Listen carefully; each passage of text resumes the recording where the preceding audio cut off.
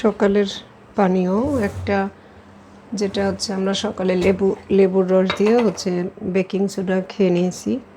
এবার আমি যেটা করব, আমার শ্বশুর বাবা যেহেতু কিডনির সমস্যা, তাকে আমি সকালে দেবো হচ্ছে মাচা গ্রিন টি, সাথে দেব SB21।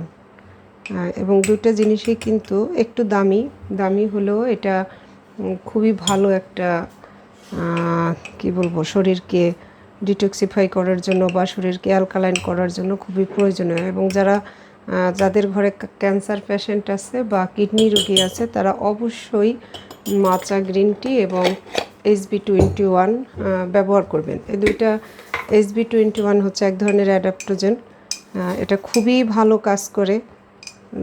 আমি কিডনি পেশেন্ট নিয়ে কাজ করছেন এবং যাদেরকে মানে ভালো হয়েছে, তাদের সাথে আমি কথা বলে দেখছি, এই দুইটা খুবই জরুরি। তো এটা হচ্ছে SB21। আসলে কিডনির কোনো চিকিৎসা নাই, আমি যতটুকু দেখলাম। কিডনি রোগীদের যে ধরনের চিকিৎসা দেওয়া হয় সেটা হচ্ছে অন্য যে ধরনের তাদের সমস্যা হয়, কমপ্লিকেশন হয়, সেগুলোর সমস্যা থেকে তাদেরকে রক্ষা করা হয়। আর SB21 এটা শাশুড়ি মার, এটা আমার শ্বশুর বাবার একটু বেশি দিচ্ছি। এবং তাদের শরীরে কিন্তু গুড ফ্যাটের খুব প্রয়োজন। গুড ফ্যাট বলতে সরিষার তেল বা সয়াবিন তেল, এগুলো না, এমনকি সরিষার তেলও তাদেরকে না দেওয়াই ভালো।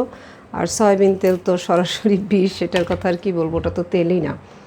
এটা হচ্ছে organic extra virgin coconut oil, আমি সেটা দিচ্ছি। এগুলো প্রত্যেকটা জিনিস অনেক বেশি দামি। তো আমি কেন দিতে বলবো, কারণ ডায়ালাইসিসের যে কষ্ট, তার থেকে অন্ততপক্ষে ঘরে যদি সেই টাকাটা এইভাবে খরচ করেন, আমার মনে হয় তাদের কষ্টটাও কমবে। সুস্থ কতটা হবে সেটা তো আর আমরা বলতে পারি না, আমাদের হাতে নাই অনেক কিছুই। আর যখন বয়স হয়ে যায়, তখন সবচেয়ে বড় সমস্যা হচ্ছে এক্সারসাইজ করতে না পারলে অক্সিজেন কিন্তু শরীরে ঢুকে না।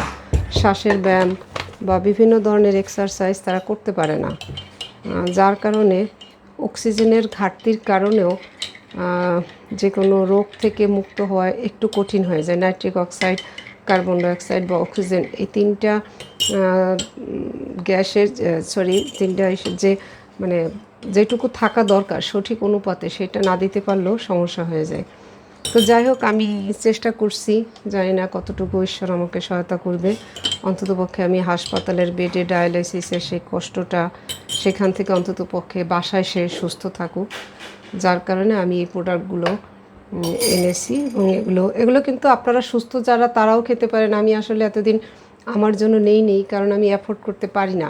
এত দামি জিনিসগুলো আসলে অ্যাফোর্ড করা আমার জন্য কষ্টকর, যার কারণে আমি এগুলো আমার বাসায় এতদিন আনিনি। এখন তো আসলে দেওয়ালে পিঠ থেকে গেছে, তাই এগুলো এখন ব্যবহার করছি।